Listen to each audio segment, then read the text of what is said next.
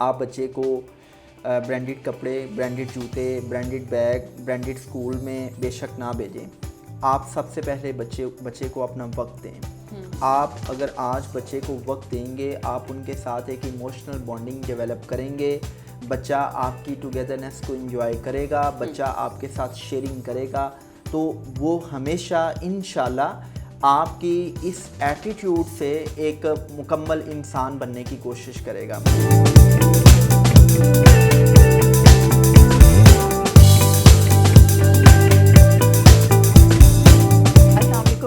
मैं हूं आपकी होस्ट मुआफिया मलिक। हम और आप विद PNY के एक न्यू शो के साथ। जैसा कि आप सब लोग जानते हैं, PNY ट्रेनिंग्स एक ऐसा प्लेटफॉर्म है जहां हम हज़ारों की तादाद में स्टूडेंट्स को डिफरेंट कोर्सेज करवाते हैं ताकि वो अपनी पर्सनल लाइफ और प्रोफेशनल लाइफ के साथ साथ अपनी फाइनेंस को भी बेहतर बना सकें।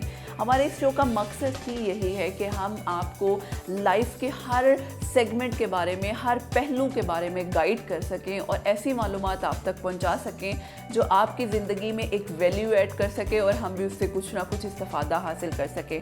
हम मेंटल हेल्थ पे बात करते हैं, फिज़िकल हेल्थ पे बात करते हैं, कभी मीडिया पे, कभी हेल्थ, यानी डिफरेंट सेगमेंट्स होते हैं ताकि हर एक पहलू पे हम नज़रसानी कर सकें। आज हम बात करेंगे मेंटल हेल्थ के हवाले से कि मेंटल हेल्थ किस तरह से हमारी लाइफ के लिए कितनी ज़रूरी है। जिस तरह से हम अपनी फ़िज़िकल लाइफ को प्रायोरिटाइज़ करते हैं, मेंटल हेल्थ को क्यों नहीं करते और कौन कौन से एलिमेंट्स हैं जिनको देखना बहुत ज़रूरी है। इन सब चीज़ों के बारे में बात करेंगे। और मेंटल हेल्थ हमारे एजुकेशनल इंस्टीट्यूशंस में हम लोग ज़रा अपना स्टेमिना लूज़ कर बैठते हैं, तो इन सब चीज़ों के बारे में हम बात करेंगे। और हमारे साथ जो गेस्ट मौजूद हैं मैं उनका तारुफ करवाती चलूँ। सर यासिर अरफात हमारे साथ मौजूद हैं जो कि लीडरशिप ट्रेनर हैं और लाइफ कोच हैं। सबसे पहले मैं वेलकम करती हूँ सर को अपने इस शो में। अस्सलाम वालेकुम सर, कैसे हैं आप? Sir thank you so much for your time. Sir सबसे पहले मैं स्टार्ट ही इसी चीज़ पे करूँगी। माशाल्लाह से आप डिफरेंट ट्रेनिंग्स करवाते हैं, सिविल में भी और मिलिट्री में भी। तो सबसे पहली चीज़ जो हम कहीं भी जाते हैं, हमें उनका माइंडसेट देखना बहुत ज़रूरी है। ऑब्वियसली आप एक जब ट्रेनिंग प्लान करते हैं तो उसमें आप अपने ऑडियंस का माइंडसेट लाजमी देखते हैं कि कितना ज़रूरी है। तो मुझे ये बताइएगा, ये जो माइंडसेट है या मेंटल हेल्थ है कितनी इंपॉर्टेंट है? अच्छा माफिया, आपने क्वेश्चन जो किया उसमें दो चीज़ें आपने पूछ ली हैं। एक तो माइंडसेट और दूसरा आपने मेंटल हेल्थ की बात की है। As per as a leadership trainer and life coach my trainings are concern, तो obviously when it comes about training, so I believe कि वो लोग जो ग्रोथ माइंडसेट रखते हैं, they always want to learn something new, और वो ज़िंदगी में कुछ ना कुछ नया सीखते रहते हैं। और जब आपके अंदर एक लर्निंग और प्रोग्रेसिव एटीट्यूड होता है तो ऑब्वियसली आप अपनी पर्सनल लाइफ में, प्रोफेशनल लाइफ में ग्रो करते हैं।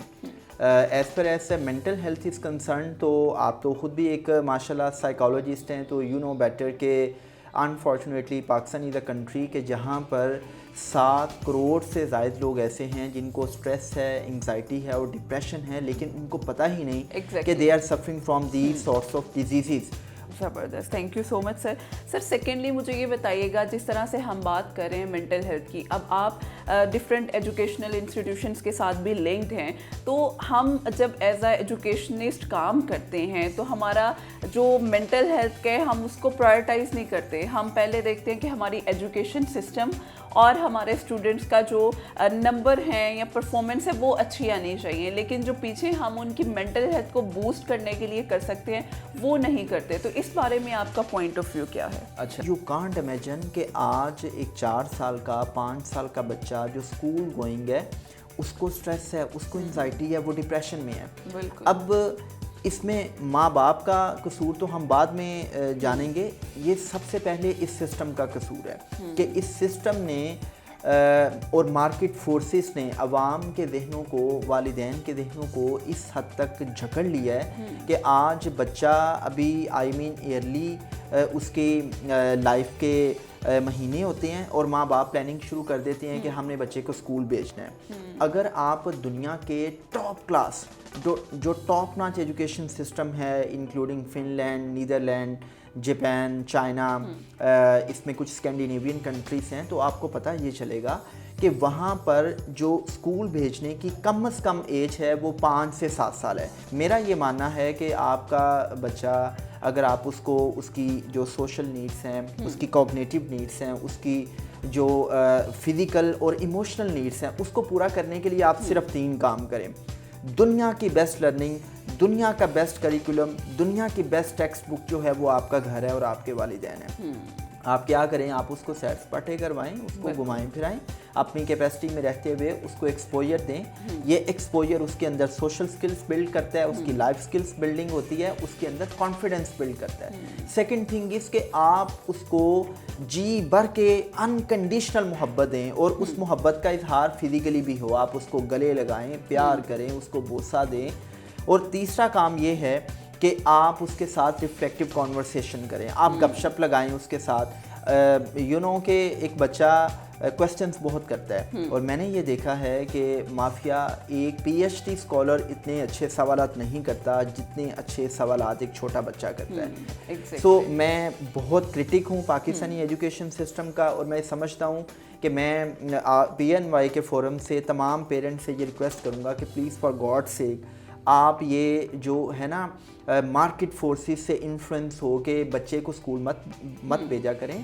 आप बच्चे की बुनियादी ज़रूरियात पूरी करने के लिए इतनी एफर्ट्स करते हैं, फॉर गॉड सेक उनको क्वालिटी टाइम दें। बिल्कुल 7 साल तक आप बच्चे को टाइम दें, उसको खेलने का मौका दें। तो बेहतरीन काम है। अगर आप उसको जबर से ज़ोर ज़बरदस्ती करवा रहे हैं तो आप बच्चे का कभी भी उस काम में इंटरेस्ट नहीं पैदा कर सकते। आप देखें कि द कंट्री लाइक पाकिस्तान जहाँ की आबादी 22 करोड़ से ज़्यादा हो चुकी है, कितने राइटर्स पैदा हो रहे हैं, कितने अदीब पैदा हो रहे हैं, कितने किसी भी फील्ड के अंदर साइंटिस्ट पैदा हो रहे हैं। क्यों नहीं पैदा हो रहे कि छोटी उम्र में ही जो एक फितरी क्यूरोसिटी थी बच्चे के अंदर, जो एक उसकी क्रिएटिविटी थी, एनालिटिकल थिंकिंग थी, वो हमने उस कली को हमने नर्चर करने के बजाय उसको छोटी उम्र में ही इस एजुकेशन सिस्टम की वजह से मसल दिया।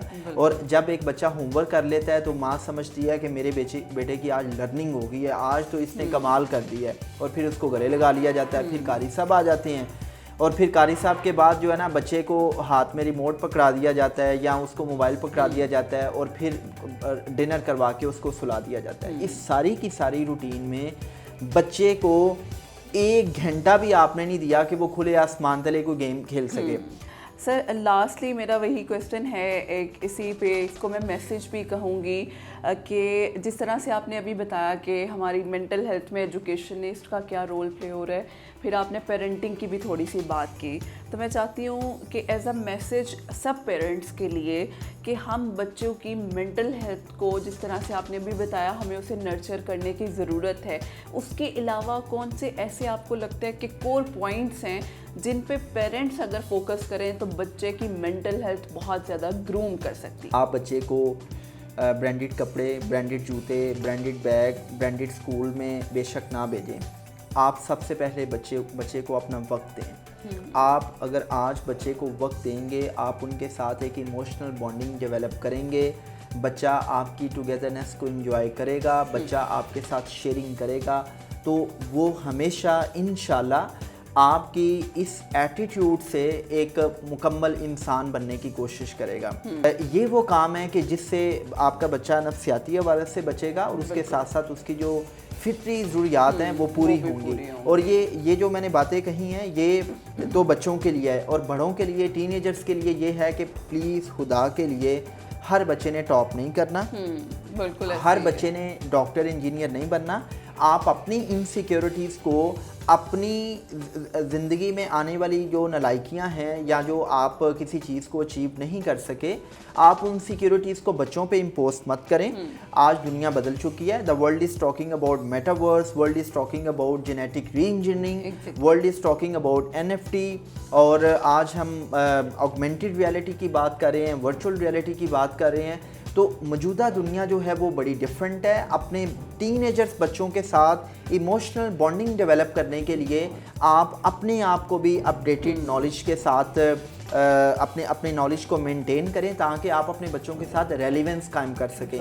ये ना हो कि आप अपने बच्चे के साथ बैठे हैं तो बच्चा ये कहे कि यार अब्बा पता नहीं किस ज़माने की बातें कर रहा है, या आपका बच्चा मोबाइल पे पता नहीं कुछ गलत देख रहा है और आपको पता ही ना हो कि मेरा बच्चा क्या देख रहा है। तो जब आपको इन चीज़ों की अंडरस्टैंडिंग होगी तो आप अपनी औलाद से मैनिपुलेट भी नहीं होंगे और उसके साथ साथ आप उनके साथ एक अच्छी बॉन्डिंग भी डेवलप कर सकते हैं। Thank you so much sir, बड़ा अच्छा लगा मतलब हमने हर उस पर्सपेक्टिव पे बात किया है जो एजुकेशन को और हमारी मेंटल हेल्थ को, पेरेंटिंग को आपस में लिंक करता है। और मेरा ख्याल है ये सेशन हम सब के लिए बहुत ज़रूरी था, बच्चों के लिए भी, बड़ों के लिए भी, ताकि हम अपनी मेंटल हेल्थ को हर लेवल पे बैलेंस लेकर चल सकें। Thank you so much sir for your time and thank you so much all of you. इंशाल्लाह फिर हाजिर होंगे एक न्यू वीडियो के साथ, तब तक के लिए हमें इजाज़त दीजिए। अल्लाह हाफ़िज़।